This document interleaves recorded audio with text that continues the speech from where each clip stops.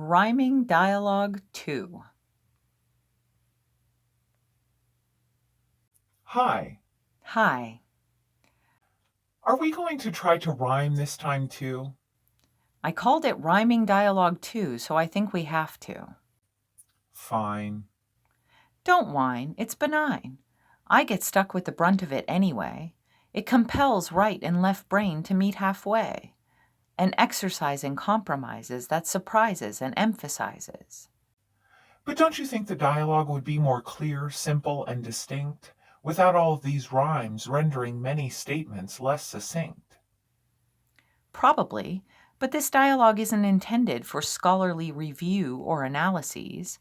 It's more purposed towards auto-psychoanalysis with hints of rancid cheese. Ampersand cheese? Is it good? I never heard of that kind. Never mind. So why put it out there if it's supposed to be auto psychoanalysis? So anyone who wants to can see the process. Aren't you afraid of embarrassing yourself or of being wrong? Maybe, but shortcuts don't always work. Sometimes you have to go long. If you're really interested in what makes you tick, why you are the way you are, why you thrive or become sick, then you have to use everything at your disposal. Examine every proposal and counterproposal, every tool, every trick, every angle and respective, every mirror and reflection, social and asocial perspective.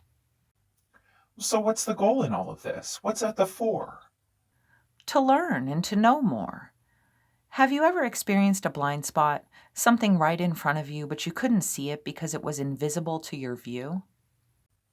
Yeah, like when you're driving a car and you almost merge into someone because for the life of you, you could not see anything or anyone.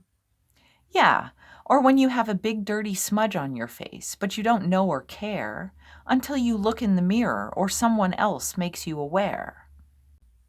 Yeah, or when you're thinking through a problem but no solution will appear, but then you sleep on it and suddenly in the morning everything is clear. Well, that might be a different grist, but I think you get the gist. Okay, so what's the deal with blind spots? Blind spots are things we can't see about ourselves, our habits, our thoughts. It's easier to see others' blind spots than it is to see our own, so it helps to have help rather than go it alone. Like a blind spot buddy? Yes, someone to help further the study. But even if you can't find a buddy, you can observe blind spots in others and then look for the same patterns in yourself until you see the patterns manifest again. Finding and seeing your own blind spots takes energy and effort, tools and skills, but the practice is a worthwhile investment for the clarity it instills. Can you give an example of finding a blind spot of your own? Yes, diverting attention alters visibility of the known and unknown. At this moment, my focus and attention are directed towards our conversation. When I alter my perspective of awareness by increasing or decreasing the dilation, I become aware of a new set of sensory input that just a moment ago I was blind and deaf to. So let me try to expand and contract my bubble of awareness to give you a see-through. If I expand my awareness from our conversation to the room's backgrounds, I can suddenly hear the fan running, clock ticking, and see and feel the space that surrounds.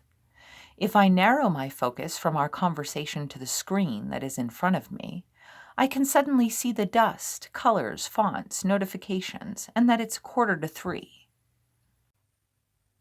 I got the impression that having blind spots was a bad thing, but from what you're describing, having blind spots might be a good thing.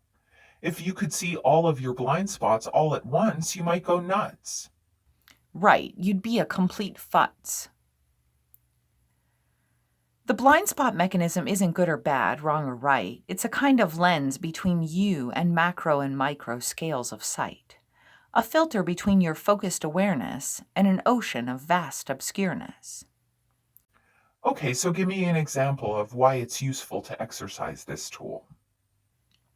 So that you don't get stuck inside of a fixed measure of rule.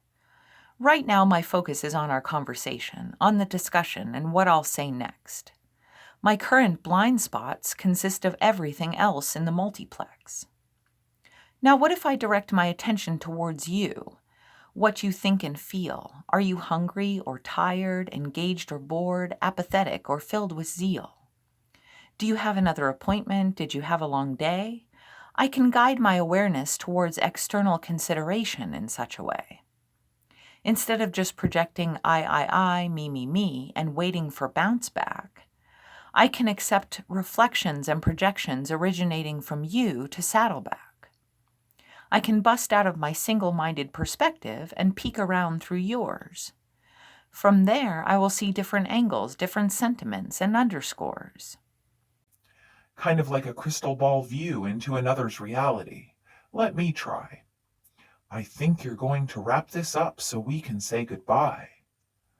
Well, thank you for that attempt. Or maybe it was a preempt. This is where belief and assumption and bias tie in. What's coming from without and what's coming from within? What do you mean? Help me to glean. Beliefs and assumptions and biases function like smears on the focusing lens. Seeing reflections from objective reality clearly might require a cleanse. If the lens has a distortion that pulls and reorients its focus one way or another, it becomes difficult to distinguish clear view from smear cover. We adapt efficiently to ease and laziness. Sometimes it's easier to live in haziness than it is to painstakingly sort and sift through all of the distortions that shift. Give me one more example so I can see what you mean. Okay, let's say I believe that aliens exist. I'm going to need a confirmation checklist. My focus will bias towards views that prove me right. My perspective will remain within a boundary that is tight. The smear will prevent me from seeing evidence to the contrary. My fear of being wrong will cause me to be wary. On the other hand, let's expand. Let's say I wonder or doubt whether aliens are out there. Now I'm free to gather any and all evidence to compare. My focus will bias towards truth. My perspective may expand or contract to sleuth. My view is clear without any smear. I don't have to hope or fear. Whatever is or isn't will reveal itself without any blinding reflection or anticipatory projection from myself. I think I get it, but I'll need time to let it sink in. Contentedly or with chagrin? Either or, neither nor. Now we're just getting silly, and the rhyming is becoming willy-nilly. Let's call it a day, and find time to practice more along the way. Practice is rewarding, but don't forget to play. Okay. Bye. Bye.